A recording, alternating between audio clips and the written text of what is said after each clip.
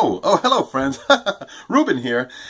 So a few weeks ago, I was at the C2E2 show in Chicago with Zap Comics for fifth or sixth time. We've done that show often, about 5 or 6 times. It's a fun show. Chicago's a terrific city. We got a lot of friends there that we hang out with, wonderful customers that we like to see their money, and anyway, it was just great. I had two goals at this show. One of them being that I wanted to pick up on certain indie books that I've been reading lately. That didn't work out too well, at least for the main book I was looking for, stuff by Chester Brown. That wasn't in the room anywhere. Trust me, I asked everybody. But on other fronts, I did pretty well. Going over there. At one booth, Comic Age, I picked up some back issue Usagi Yojimbo's, a terrific long-running comic book about a rabbit ronin in feudal Japan. It's by Stan Sakai with really nicely colored covers. It's a black and white, but the covers are colored by the great Tom Luth. And it's just a wonderful, wonderful comic book that I've been trying to catch up on. And I'm a little closer there than I had been before the show. Also, there's a booth called Ditko World. They don't only do Ditko, but they're the only guys who have Ditko. At least this type of stuff. This is the more recent stuff by Ditko. Of course, we all know Steve Ditko is the guy who, with kibitzing from an editor, created Spider-Man, Doctor Strange, among other things, The Creeper, Hawk and Dove, Mr. A. He's still making comic books. He's like 1,000 years old, but he's still making comic books quietly. And this is some of his more recent work. I might have doubled up on some of these from last year, but I don't mind. This guy's one of the great storytellers of the art form, and I was glad to catch up with his stuff. I can do a long period of just reading his stuff, but I don't know what that would do with me, man. Over at the Zap booth itself.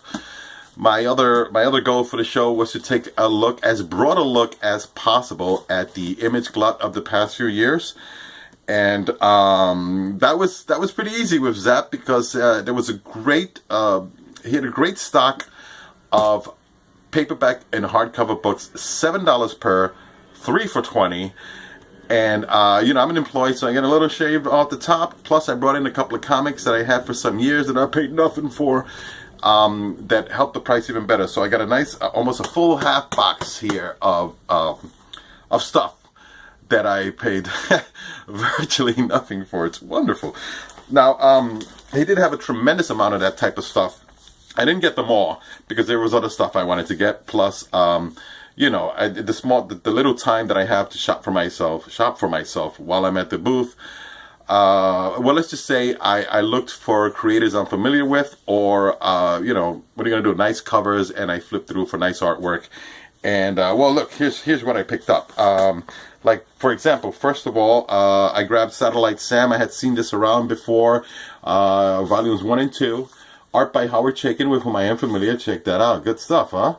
And that's probably a good book. I don't know what the hell it's about, but all I needed to know was Howard Chaykin. Matt Fraction is on it too, the writer. I've heard good things about him. I haven't read him, but I guess pretty soon I'll find out if the rumors are true.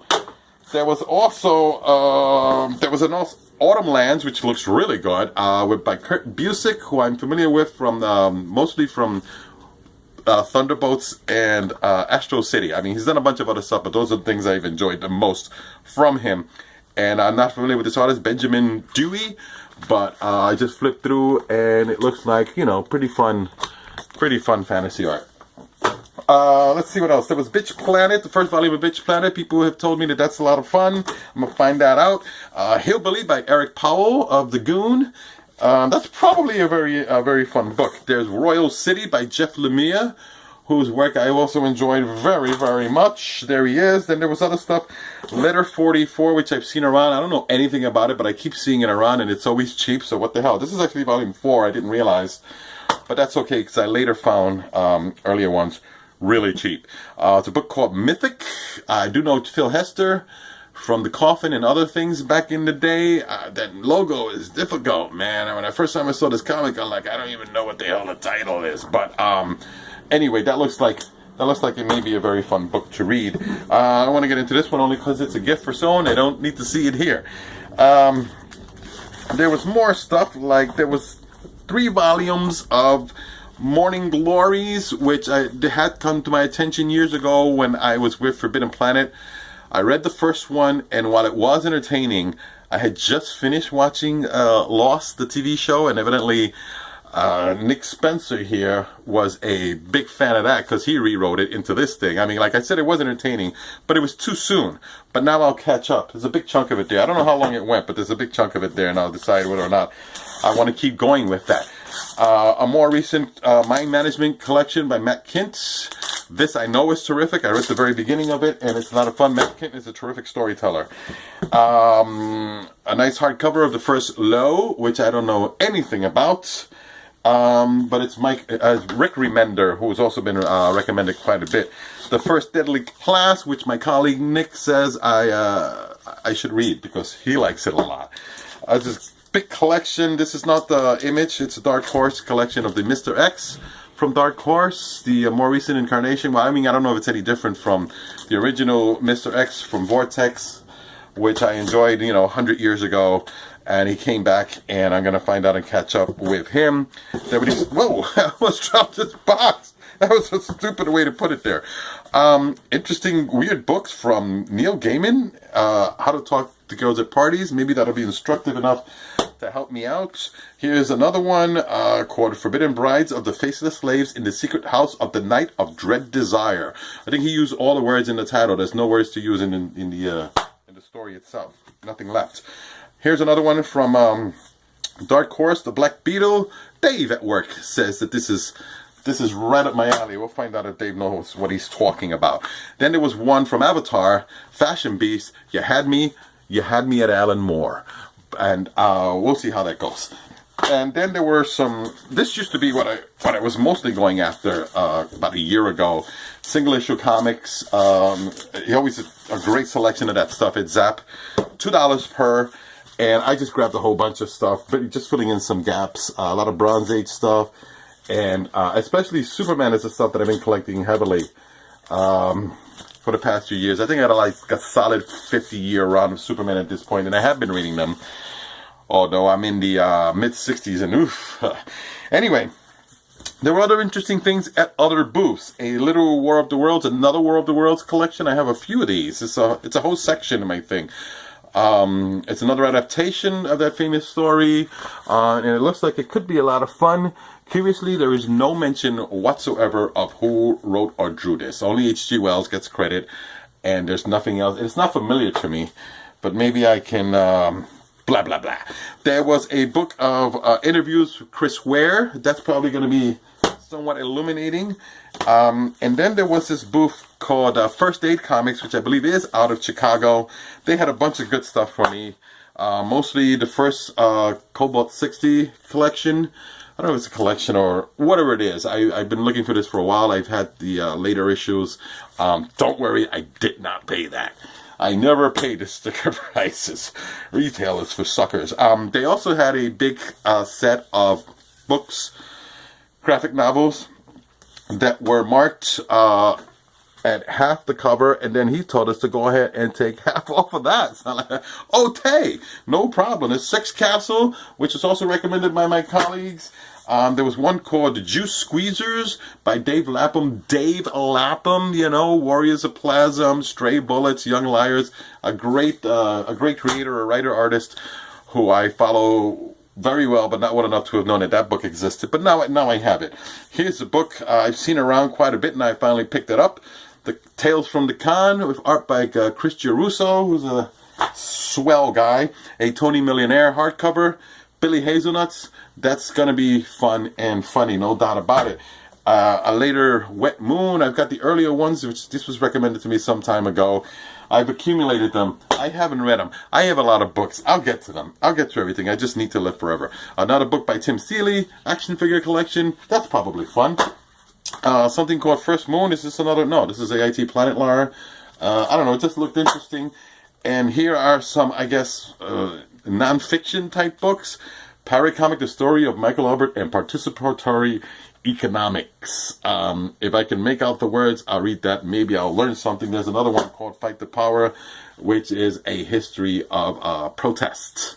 So these are very topical, are they not? And So don't jive with watching the news, which is the most compelling story you can follow these days, isn't it? Anybody watching? It's crazy.